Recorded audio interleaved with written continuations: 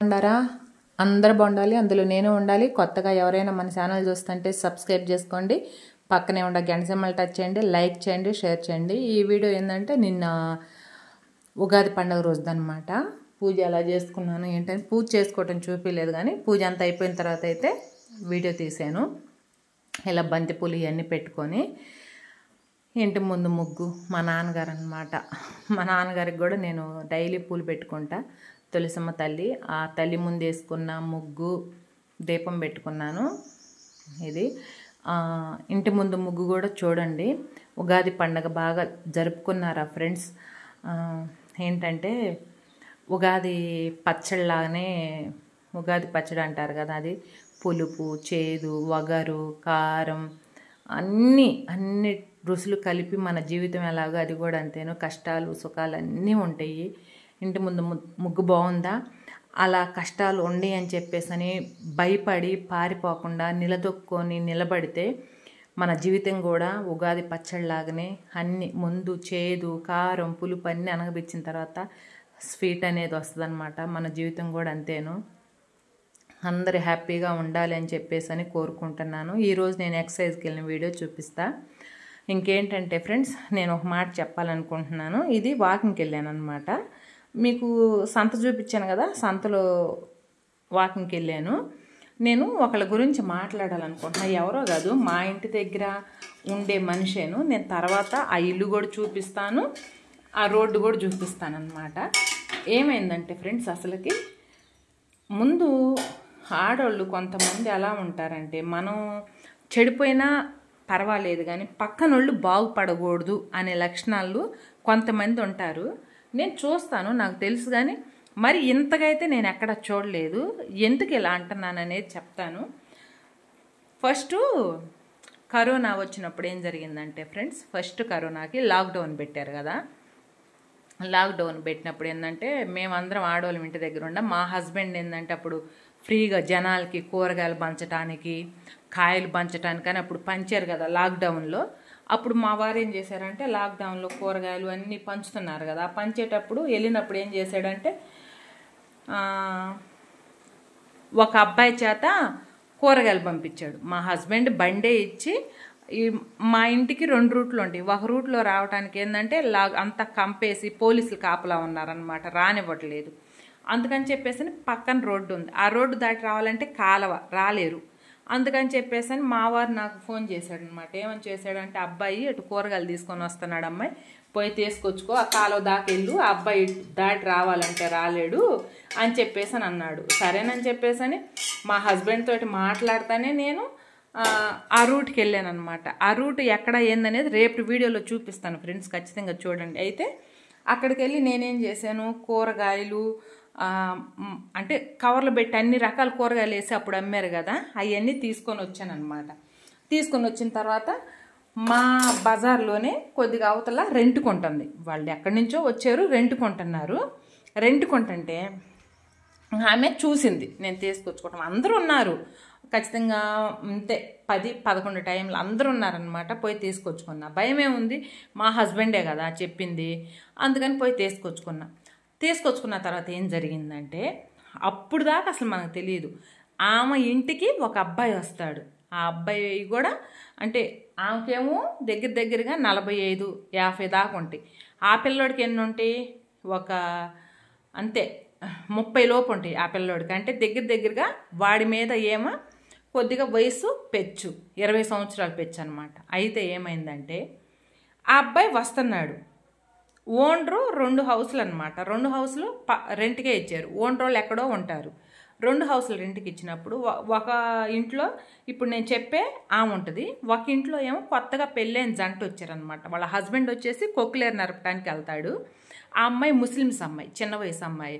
ఆ అమ్మాయి ఏం చేస్తుంది, మా అమ్మ సోమాసానికి వచ్చి కూర్చుంటుంది. అంటే కొద్దిగా మా అమ్మ వయసులో పెద్దది కదా, అందుకని చెప్పి ఆ అమ్మాయికి ఏం తోసిబడిగాక అమ్మమ్మ అంట వచ్చి కూర్చుంటా మా అమ్మ దగ్గర నెయ్యి అవి పోపించుకొని వెళ్ళి కూర్చుంటుంది అనమాట.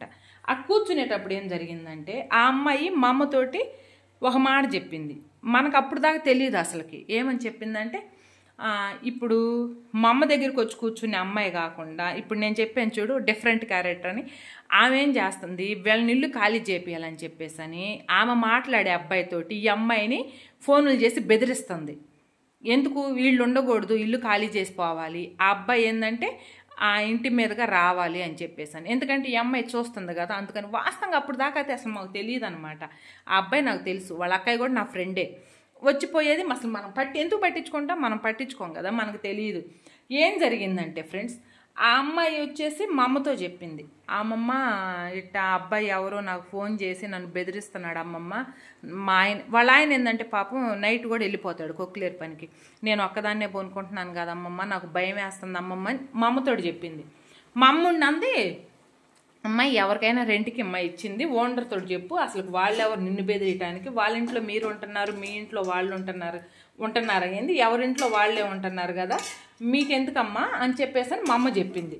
అది మా అమ్మ మాట్లాడింది. అంతలో కనుక్కోకుండా ఆ అబ్బాయి బండి వేసుకొని వచ్చాడు. ఎవరు, 50 సంవత్సరాలు ఏమైనా అట్టి పెట్టుకోవాలా, వాడు బండి వేసుకొని వచ్చాడు. వాడు బండి వేసుకొని వస్తే నేనేమో ఇంట్లో శుక్రవారం పూట పూజ చేసుకుంటున్నాను అనమాట. పూజ అయిపోయింది. ఇంకా మా అమ్మ వాళ్ళ బయట ఉండి ఎవడే నిన్ను బెదిరించేది, ఎందుకు బెదిరిస్తారు ఏంది అని చెప్పేసి మా అమ్మ మాట్లాడింది. వాస్తవంగా నేను అక్కడ లేను, మా అమ్మ మాట్లాడింది. మా అమ్మ మాట్లాడిన తర్వాత ఏమైంది, నేను ఇంక అప్పుడే వచ్చాను కదా, ఇంకా వాడేం చేస్తున్నాడు, ఈ అమ్మ అది ఫోన్ చేసి పిలిపించింది అనమాట. ఫోన్ చేసి పిలిపించి పలానా ఇంట్లోకి వెళ్ళి చదువుతుంది ఆ అమ్మాయి మన గురించి అని చెప్పాడు. వాడు పెద్ద పోటుగాళ్ళ బండి వేసుకొని వచ్చాడు. బండి వేసుకొని వచ్చి ఎవరితో చదువుతారు, కత్తి తీసుకొని పొడుస్తా అట్టా ఎట్టని ఎగురుతున్నాడు. మా అమ్మ ఉండి, ఎవడిని పొడుస్తావురా నువ్వు, అసలుకి ఎక్కడోడివి, ఇక్కడికి వచ్చావు, నీ పని ఏందో నువ్వు చేసుకో, ఆ అమ్మాయి ఏదో కాసేపు పెద్దదాన్ని అని వచ్చి కూర్చుంటుంటే నువ్వేంద్రా మాట్లాడుతున్నావని మా అమ్మ మాట్లాడింది. మాట్లాడేళ్ళకి ఏందా మా అమ్మ మాట ఏమో వస్తుందని అది నేను అప్పుడే పైకి వెళ్ళా, డాబా మీదకి వెళ్ళా. తల కూడా ఆరలా నాకు, పూజ అంతా అయిపోయి డాబా మీదకి వెళ్ళా. ఈ గొడవ అంతా జరుగుతూ ఉంది. ఇంకా అంతలోకి వాళ్ళ ఇంటి ఓనర్కి ఫోన్ చేసిందా, ఎవరు 50 సంవత్సరాలు ఆమె ఇంటి ఓనర్కి ఫోన్ చేసింది. ఇంటి ఓనర్ వచ్చాడు. ఇంటి ఓనర్ వచ్చినప్పుడు ఏమనాలి, ఎవరిది తప్పు ఎవరిది ఒప్పు అని తెలుసుకోవాలి. ఫస్ట్ తెలుసుకోకుండా వాడు ఏం దూలేడంటే ఏమో చెప్పిందనమాట. అదిగో నేను అప్పుడే పైకి ఎక్కాను కదా, ఎవరు అమ్మ నిన్ను అంటుందని అన్నప్పుడు మా అమ్మ కదా, అదిగో ఆ పెద్ద ఆమందనో లేకపోతే ఆమందనో చెప్పాలి. నేను అప్పుడే పైకి ఎక్కితే అదిగో జుట్టెర పోసుకొని వచ్చిలా ఆమంది అని చెప్పేసి నా మీద అంది.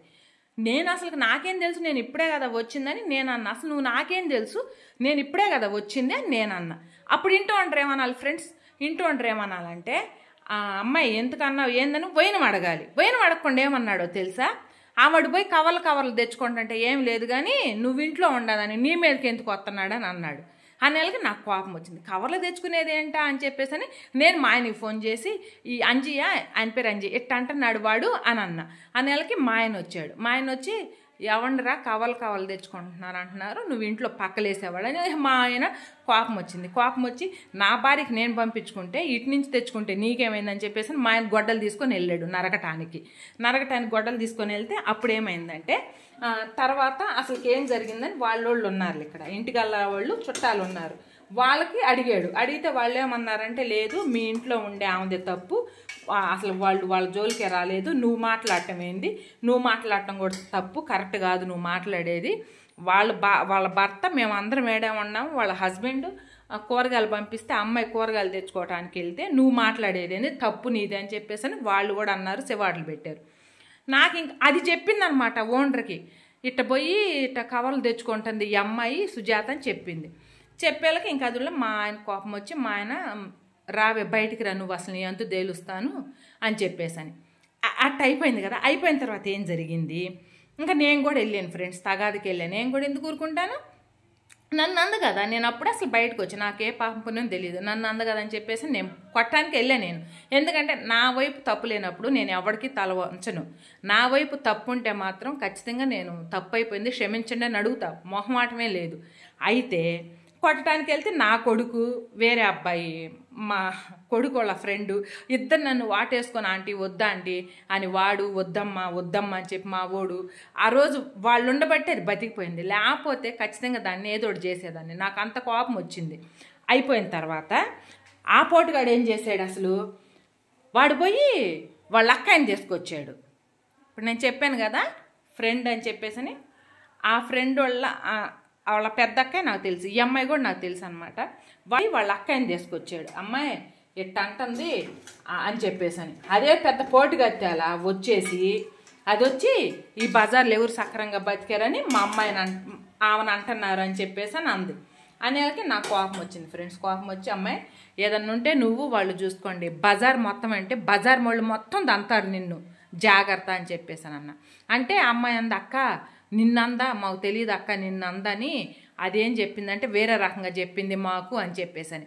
ఇంకా బజార్ వాళ్ళందరూ తగులుకున్నారు ఫ్రెండ్స్. ఏమని తగులుకున్నారంటే, నువ్వు చేసేదే తప్పు పని, ఏంటి వయసులో నీకు 50 సంవత్సరాలు, నువ్వెవరినో చిన్నవాడిని పిలుచుకుంటున్నావు, పిలుచుకో, నీ ఇష్టం, అది మాకు సంబంధం లేదు, నువ్వు రెంట్ కొంటున్నావు, మేమేం నీ రెంట్ కట్టట్లేదు, మీరే కట్టుకుంటున్నారు ఉంటున్నారు, కానీ మా జోలికి ఎందుకు వస్తున్నావు నువ్వు ఇప్పుడు అని అందరు తగాద పెట్టుకున్నారు. ఇంక మా హస్బెండ్ కూడా కొట్టానికి పోయాడుగా, కొట్టానికి పోయి మా హస్బెండ్ అన్నాడు, నా భార్య ఇదేం తప్పు లేనప్పుడు నా భార్యది తప్పు ఉందని అంది కాబట్టి అది రుజువు చెయ్యాలి, రుజువు చేయకపోతే నేను ఒప్పుకోను, వాళ్ళ ఆయన పిలిచి కూర్చోబెట్టి మాట్లాడతానని మా ఆయన అన్నాడు.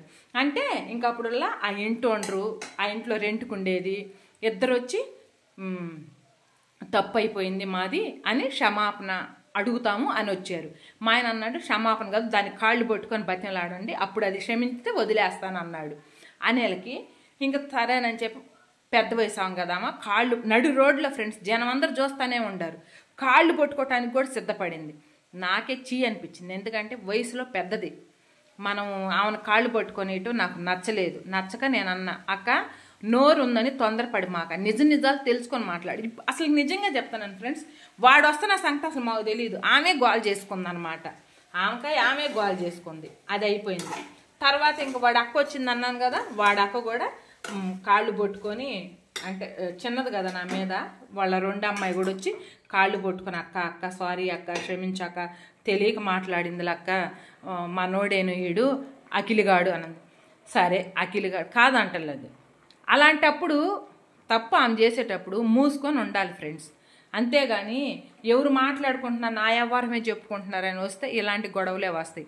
ఇప్పుడు ఎందుకు చెప్తున్నావమ్మా ఈ స్టోరీ అంటే దానికి కూడా చెప్తాను. ఇది మా మల్లెపూల చెట్టు అనమాట, చూడండి బాగా మొగ్గలు వచ్చినాయి.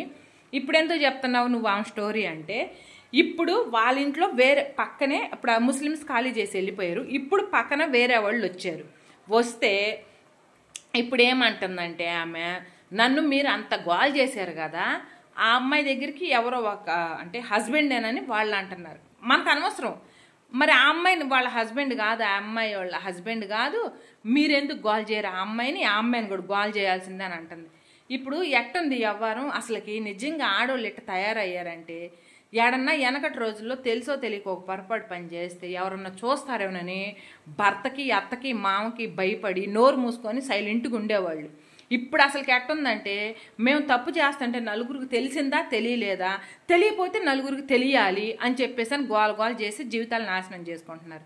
ఇప్పుడు తను చెడింది, ఇంతవరకు తన భర్తకు కూడా తెలుసు, తన భర్త కూడా ర్యాలేసాడు, కానీ మేము ఎవరు చెప్పలే, ఎందుకంటే అందరం ఆడవాళ్ళమే, దానికి దాని బాధ ఏందో మనకు తెలియదు, మనం తొందరపడి చెప్పకూడదని. రేపటి వీడియోలో ఫుల్గా